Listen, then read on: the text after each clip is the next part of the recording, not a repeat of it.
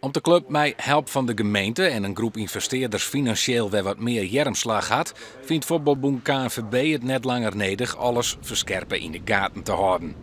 Cambuur neemt zijn afscheid van de categorie van clubs die in de gevarenzone zitten.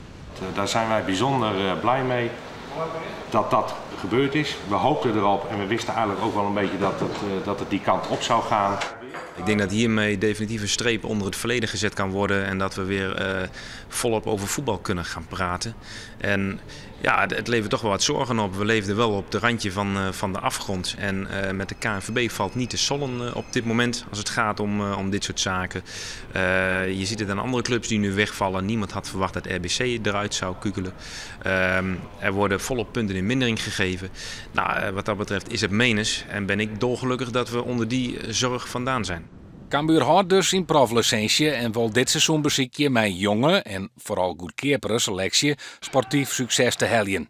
Om financieel definitief zo'n te worden, moet er dit hier nog wel voor zo'n ton ondealen verkocht worden. Als je alle onderzoeken bekijkt, ook vanuit de KNVB, vanuit Hypercube, dan heeft Leeuwarden en omgeving, de regio, heel veel potentie.